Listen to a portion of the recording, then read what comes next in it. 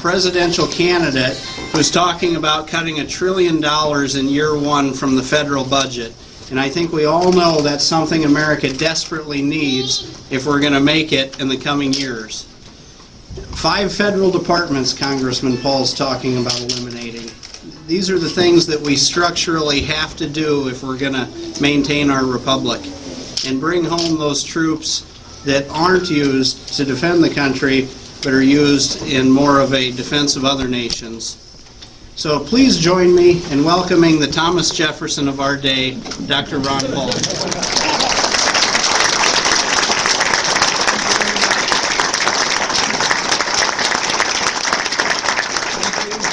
Thank you for coming out. This is very nice to visit with you today.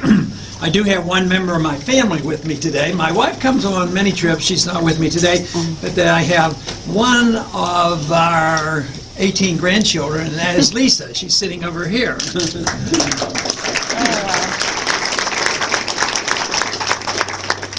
But I do appreciate you coming out, and of course I consider what we're doing right now as being very, very important, because our country has to make a decision on what we're going to do in the coming future, the near future. It used to be a distant future, but now it's the near future. There was a thing that many of us have said, and I'm sure you have felt this way. You know, we shouldn't be giving this huge debt and this burden to our children and our grandchildren. But you know, I don't say that so much anymore because we're it right now.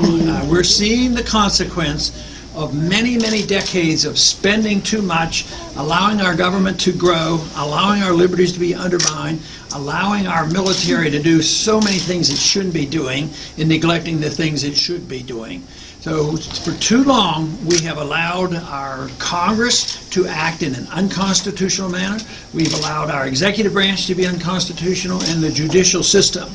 We've gotten into this mess, I believe, because we have not had enough people who understood, believed, and took seriously their oath of office. If we have the right people in Washington and only elect a president and a Congress who sincerely believe in our Constitution, as the only way I see us getting back to where we belong.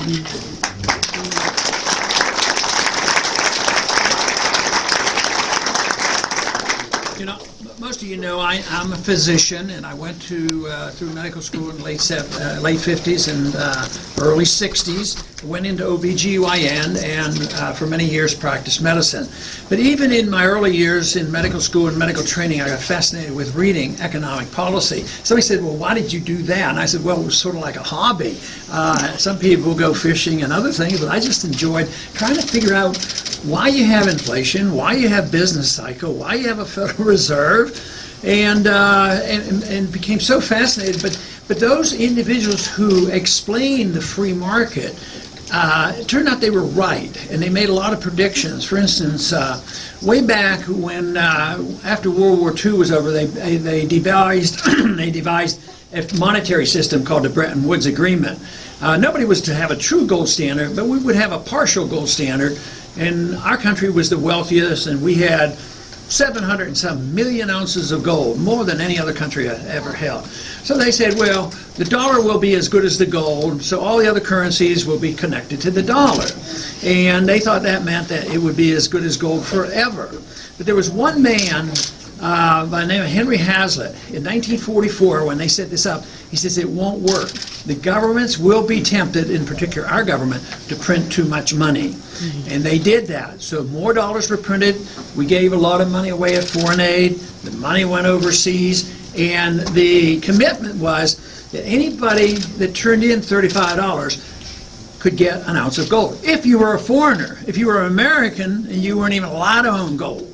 So anyway, that happened, and our gold supply went from over 700 million ounces of gold down to under 300 million ounces of gold. And that happened in 1971. Richard Nixon said, no more gold standard. He eliminated the gold standard with an executive order.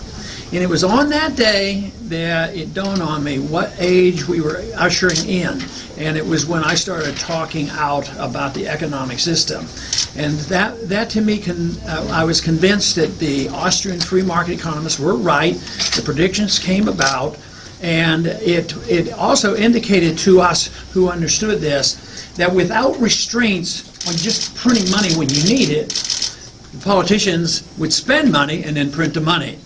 And that's what we've been doing for 40 years. So you might ask, well, they've done it for 40 years. It must have worked pretty well. The whole thing didn't fall apart. But it took us 40 years to get to where we are today. Because in the early 1970s, we were the creditor nation. We were the rich nation. We had the jobs. We had the industry. And others owed us money. But today, our good jobs have gone overseas. We are a poorer country. Our middle class is poorer, and our debt is just unbelievable. Taxes can't be raised, even if you wanted to, because there's no money out there. You'll just destroy the economy if you try to do that. So we went from the richest nation as a creditor nation to a nation that owes more money than any country has ever owed in the history of the world, and the debt is the big problem. It's a worldwide debt, but it's all based on the dollar. The dollar is the standard, so everybody thinks the dollar can bail everybody else out. So we get to a point where a state needs bailed out, we bail out the states. Banks need bailed out, we bail out the banks. Corporations need bailed out, we bail out the corporation. But the situation is such that those on the inside get bailed out, and the middle class gets stuck with the bills. And this is what has this is what has become very clear to a lot of Americans now. This was something we should put aside and say, well, we have debt, but we're still doing well. Well, it's not going to be that way any longer. So in 2008, when the economic crisis hit, people started to realize that this is unsustainable, and something big is happening. So the system that was designed, the politicians are pretty shrewd. They spend money to get your vote, and then we won't worry about the payment later. How do they get the vote? Well, they always do good things, in quotes. They at least want you to believe they're going to. And I think a lot of them are very, very sincere. You take the housing crisis that we have. People really wanted people to have a house, which is a good incentive. I happen to believe if you want the maximum number of people to have a house, you ought to do it the old-fashioned way. Hard work, effort, pay, save your money, and build and pay for your house. I think that's the way we get the best. But no, we wanted an easy ride. So the Fed said, we'll create the money that you need. We'll pass out the money to the banks, and they can make these loans. And they'll be the loans will be guaranteed. Then it got out of control.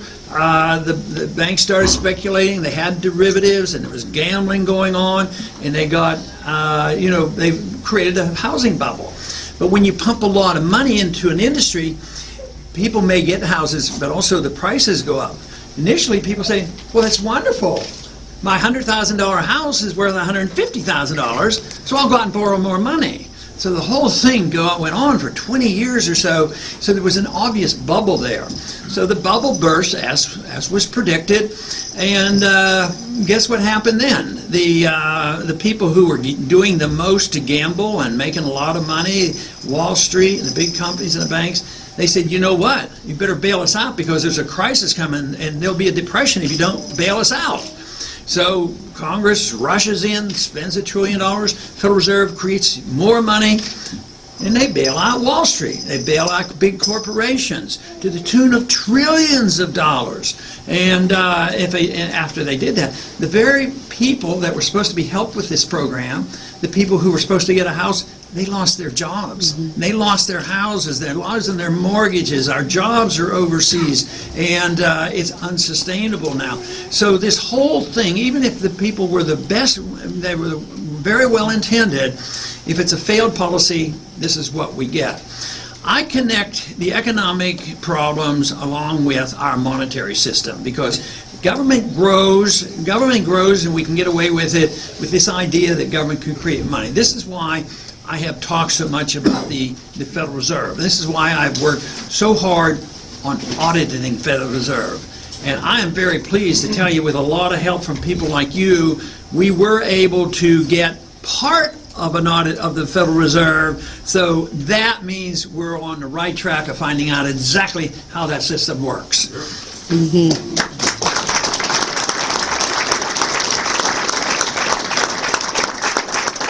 It is. The Federal Reserve is bigger than the Congress when it comes to money, because they do it in secret. There's no oversight. Congress created $1 trillion and spent $1 trillion bailing out the special interests, but the Fed created $15 trillion. 5 of it went to overseas banks. Just the other day when Bernanke had his press conference, and where they talk a lot about the debt crisis in Europe, he said, we'll stand by, we're keeping an eye on it, and if necessary to keep the banks solvent, we're going to do it. The only tool they have is to print more money, but now the confidence is being lost. The dollar has been, the credit rating has been downgraded once, recently, and it's about ready to be downgraded again because our debt is too big. So in the summertime, people were starting to realize the crisis, and they figured, the liberal economists say that when you get into a recession, it's a lack of spending. Well, I don't buy into that. It's too much spending and too much debt.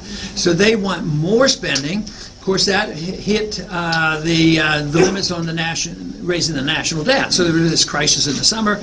There weren't enough members because of the Tea Party movement. New members came in, and they wouldn't vote like they have for 40 years just to raise the national debt. So they wouldn't do that, and so they postponed it, and the Congress couldn't agree on it. So what did they do? They created the Super Congress, 12 people who would all of a sudden have the wisdom of Solomon, and they'll get together and they're going to come up with a solution. But just listen, I'm sure in the last few hours, I doubt if there was any good news coming out of that, the Super Committee, because they're not going to have a solution. The Congress won't, because they're not admitting the truth. The truth is that we're bankrupt, and this can't continue, and therefore we have to cut spending. And this is why AJ mentioned my program is asking for a modest cut in the first year. Cut $1 trillion. Show the people we're serious that we need to cut spending.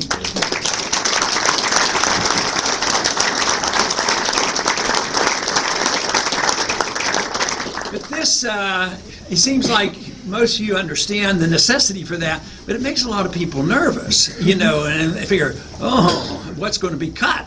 $1 trillion is a lot of money, and it is. Well, you do have to come up with priorities. And the reason I think we're forced to come up with priorities and work this way, because one thing for sure, we can't continue to do what we're doing. It will end badly. And it usually ends with, under these conditions, it ends up with a currency crisis, runaway inflation, and everybody suffers. That means the checks bounce. Yes, the government keeps printing money, but prices soar.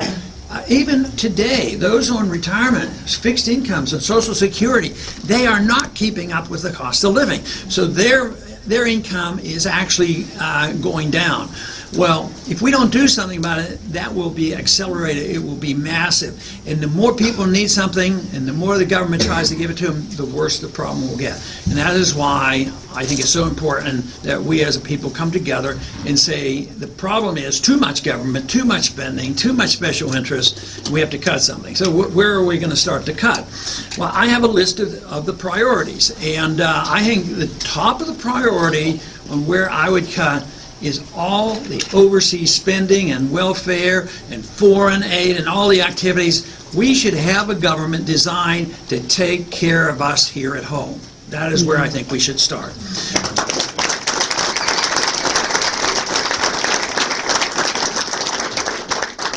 Right now, there is no consideration for those cuts in Washington, either at the leadership of the Republican Party or the Democratic Party.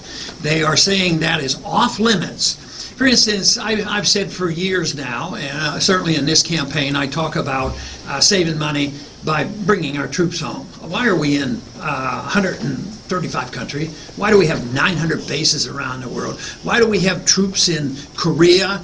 They've been there since I was in high school. We've been in Japan since World War II. We've been in Germany since that time. We subsidize their budgets, and we have wars that are going on. They're undeclared. This is why I say the way we should start is bring our troops home and stop these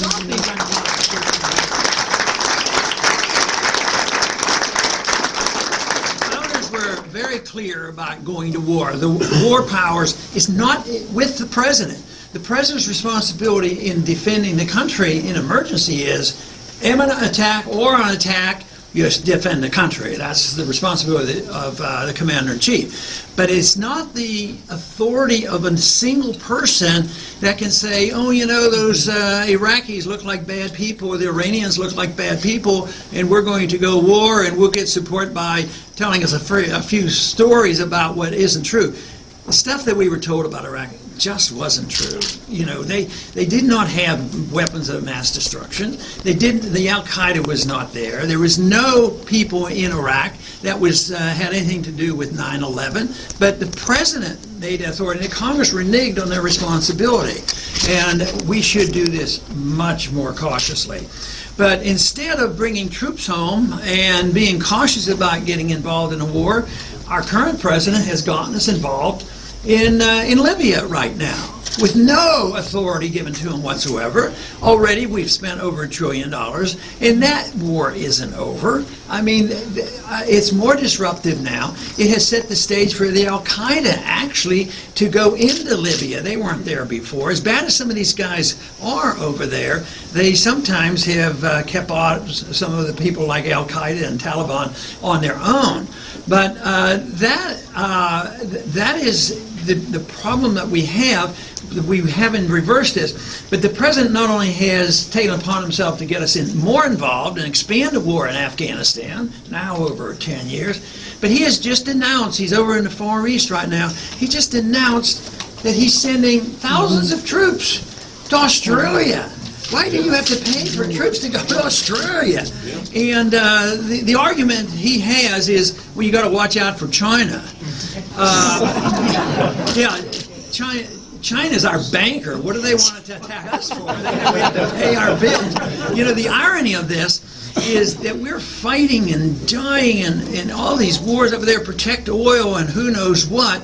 At the same time, the Chinese are selling us goods. Our jobs go overseas. We print the money. They take our dollars. Guess what they're doing with their dollars? They're investing in oil. They're investing in natural resources in Afghanistan and in Iran and these countries that we want to keep fighting with.